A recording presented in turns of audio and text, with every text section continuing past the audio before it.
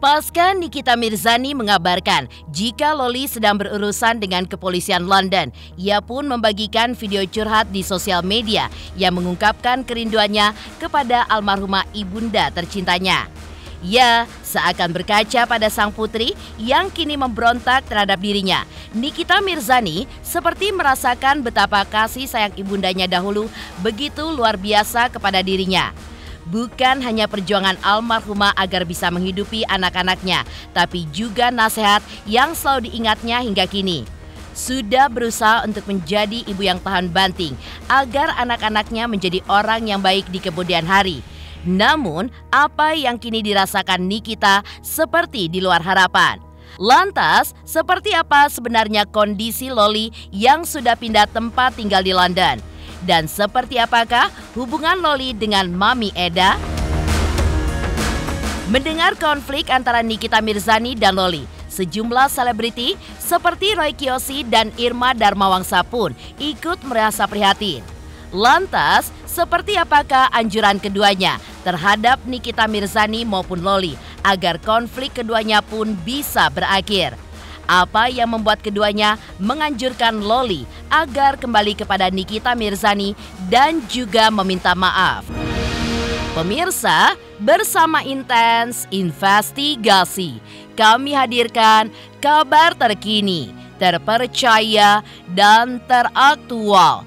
Tetapi sebelumnya, jangan lupa untuk like, subscribe, dan juga share channel YouTube ini.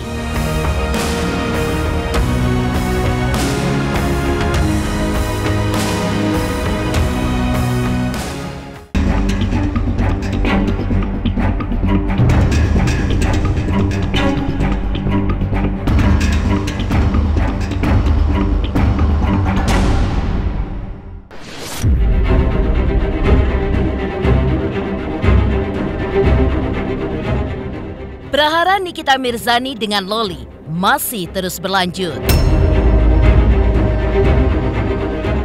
Jika sebelumnya Nikita Mirzani mengabarkan bahwa Loli tengah berurusan dengan pihak kepolisian London dan berusaha untuk tidak simpatik dengan kondisi sang putri. Tak lama setelah itu, Nikita Mirzani pun membagikan video ungkapan rasa rindunya kepada almarhumah ibunda tercintanya yang telah tiada.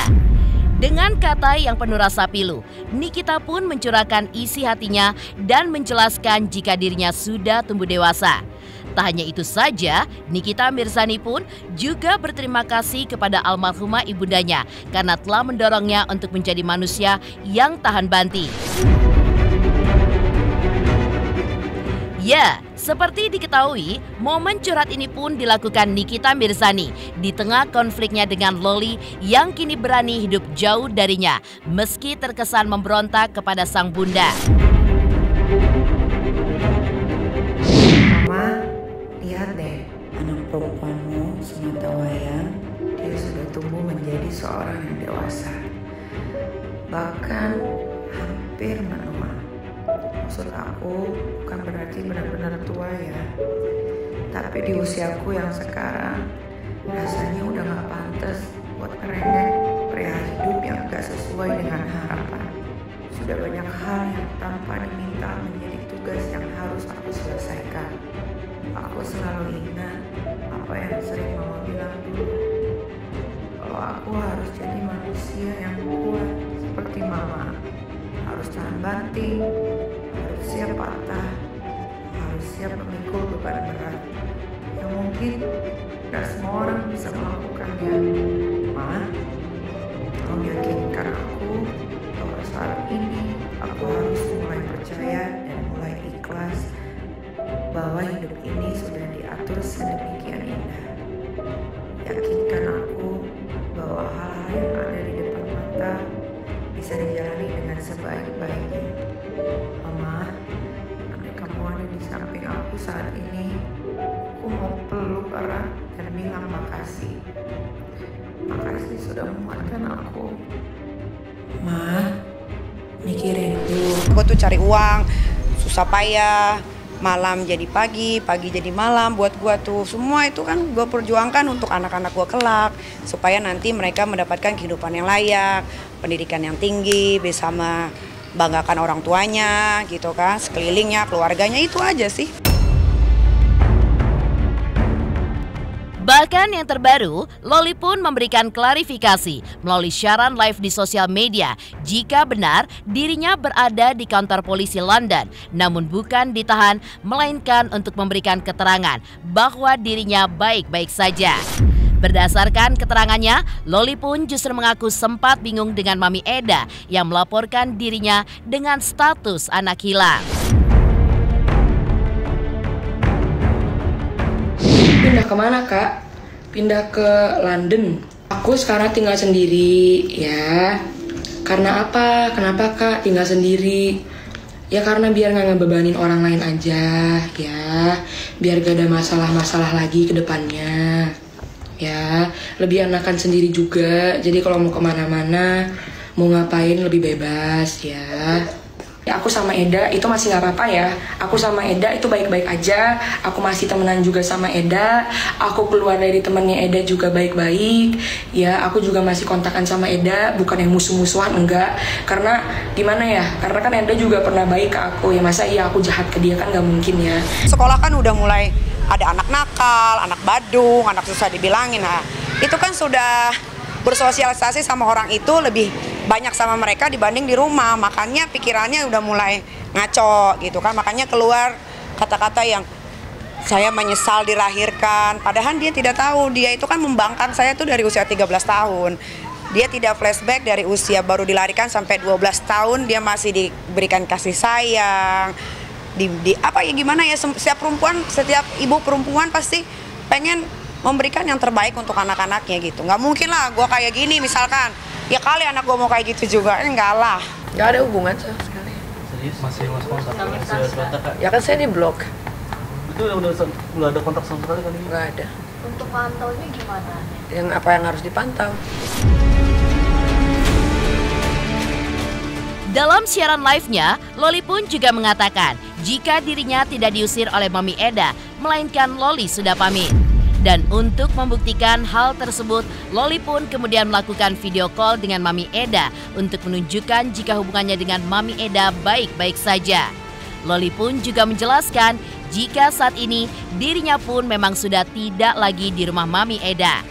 Sementara itu, Nikita Mirzani dalam kesempatan sebelumnya juga mengatakan jika dirinya sangat kecewa dengan Mami Eda yang sudah memberikan pengaruh buruk kepada Loli. Kita telepon Mami ya.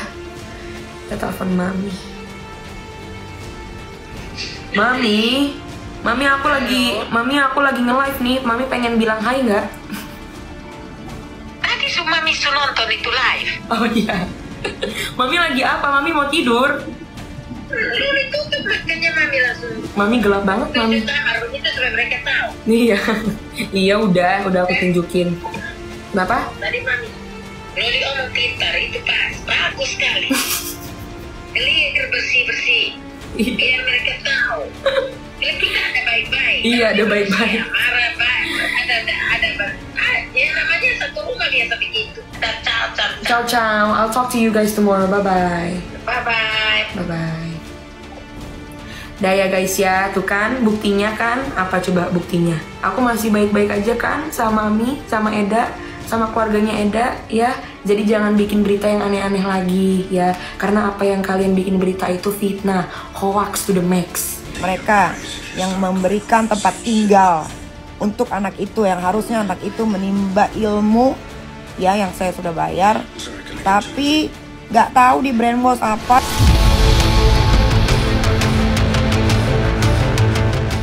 Terkait kabar Loli yang sempat berada di kantor polisi London, pakar hukum internasional pun ikut angkat bicara tentang bagaimana seharusnya warga Indonesia yang tinggal di London harus mengikuti syarat serta aturan di negara tersebut agar tidak dianggap ilegal dan tidak berurusan dengan polisi. Menurut pakar hukum internasional, bagi warga Indonesia yang berada di luar negeri, jika memiliki masalah bisa mengontak Kedutaan Besar Indonesia di negara tersebut. Pertama, kita belum banyak tahu tentang fakta yang ada ya. Kita tahu bahwa fakta anaknya Nikita sedang tidak di rumah yang biasanya dia berdomisili. Yang kedua, ada info bahwa dia sedang ditahan oleh polisi. Tetapi saya sendiri sebagai orang hukum belum bisa membuat assessment karena yang bersangkutan ini sebenarnya kenapa ada di tahanan polisi. Apakah dia memang melakukan suatu tindak pidana atau dia ingin mendapatkan perlindungan, atau polisi yang mau melindungi mereka yang berusia di bawah umur. Di sini tentu saja warga negara Indonesia yang punya kesulitan bisa juga minta perlindungan ke kedutaan besar kita di London, ya. Jadi, tetapi harus ada inisiatif. Ini kan nggak bisa tiba-tiba KBRI yang harus memberikan perlindungan, sementara KBRI juga tidak tahu posisinya ada di mana, ya, dan apa keinginannya. Bisa saja, tapi kalau misalnya ibu angkat itu kan pertanyaannya, ibu angkat menurut yang bersangkutan bahwa ini ibu angkatnya atau secara hukum merupakan ibu angkat. Karena kalau secara hukum kan harus ada dokumentasinya, harus ada penetapan dari pengadilan dan lain sebagainya, nggak bisa begitu saja. Ini kita udah punya visa UK. Kesini, ambil Gi anak lu Loli. Nah, ambil, kata siapa deh? Kita juga nggak mau nampung-nampung anak lu lama-lama. Habisin duit. Nikitanya ada nggak bayar, tapi Nikitanya kalau ngomongnya bayar. Enggak. Kalau bisa ya jangan pulang. Karena gue nggak mau anak gue yang 2 orang ini terkontaminasi gitu. Gue kan nggak bisa 24 jam di rumah.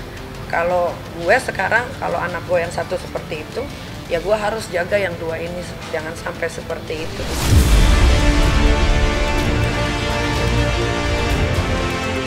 Di balik kerinduan Nikita Mirzani kepada almarhumah ibundanya, lantas seperti apa anjuran beberapa pihak kepada Loli dan Nikita Mirzani di tengah konflik yang terjadi? Pemirsa Intens Investigasi, jangan lupa untuk like, subscribe, dan juga share channel YouTube ini. Hai, aku Chris Hatta. Aku mau mengingatkan pemirsa yang di rumah, jangan lupa ya, saksikan Intens setiap hari Senin sampai hari Sabtu. Sehari tayang 3 kali loh. Dan pokoknya jangan lupa di subscribe, like, comment, and share. Bye-bye.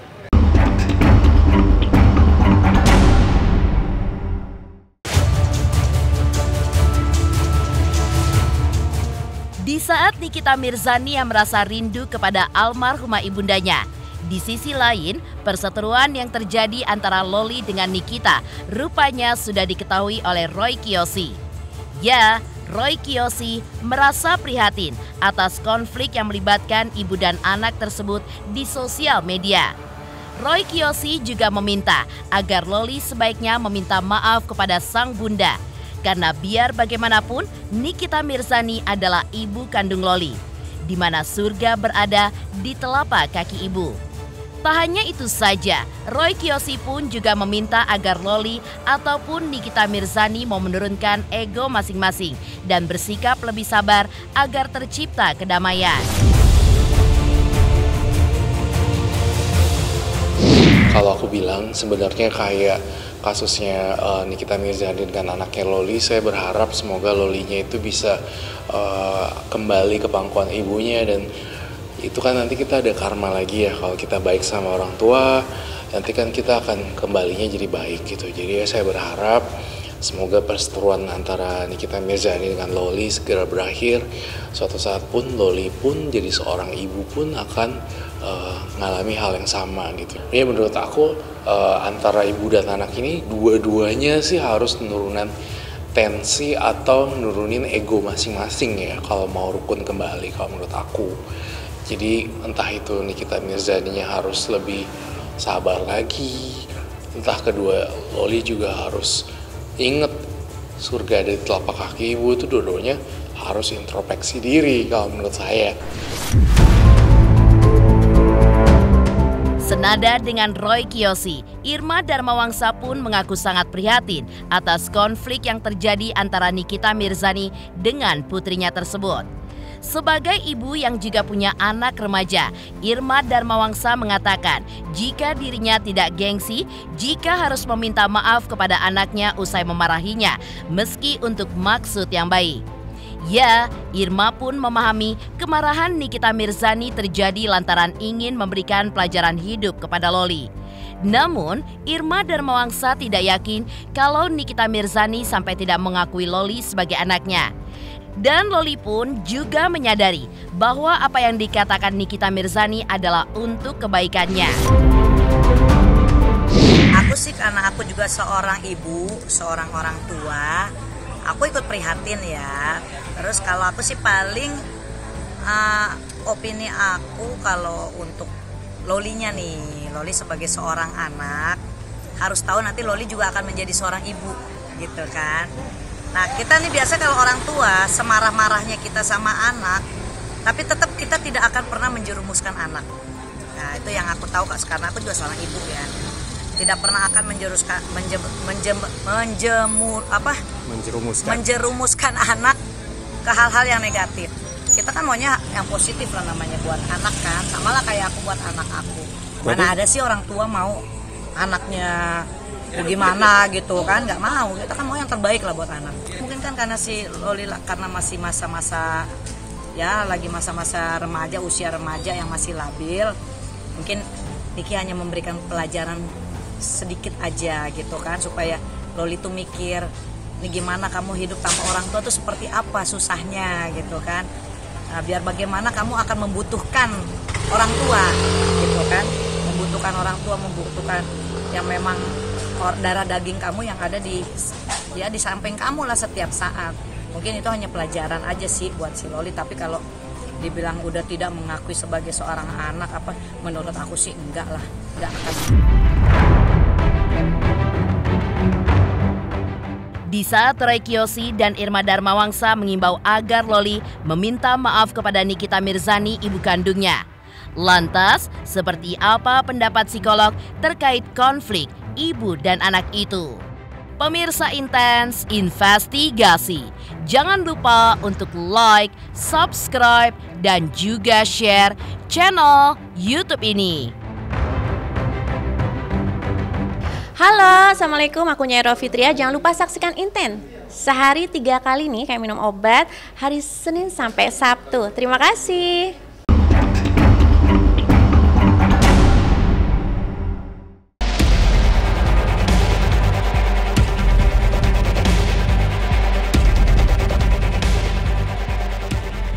Himbauan bijak pun datang dari beberapa pihak agar Loli meminta maaf kepada Nikita Mirzani sebagai ibu kandungnya.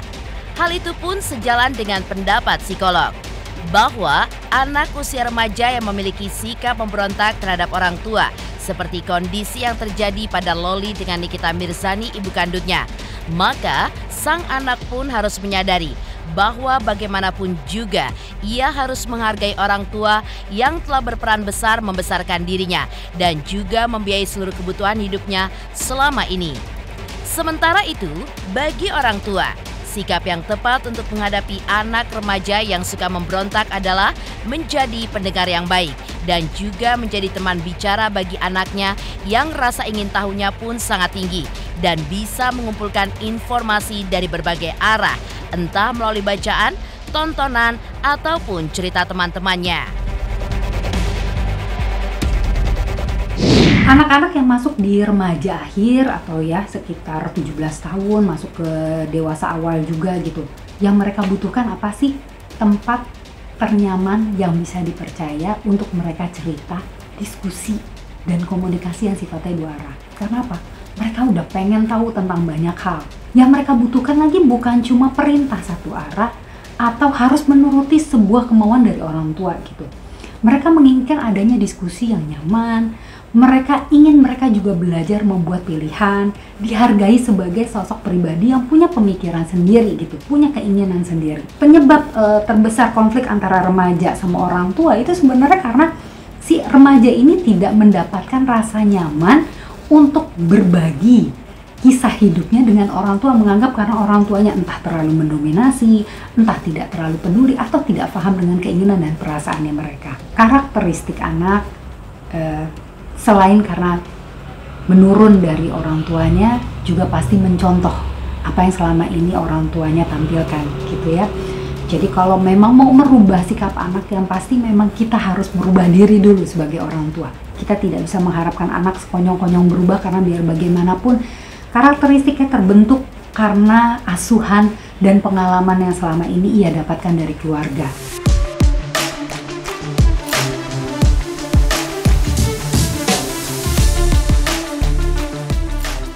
Demikian pemirsa, kabar terkini, terpercaya, dan teraktual yang kami hadirkan hari ini. Saksikan terus Intens Investigasi setiap hari Senin sampai dengan Sabtu, tayang 3 kali sehari, yaitu pada pukul 11 siang, 3 sore, dan 7 malam, tentunya hanya di YouTube channel. Dan pastikan jangan lupa untuk like, subscribe, share, dan juga komen channel Intens Investigasi.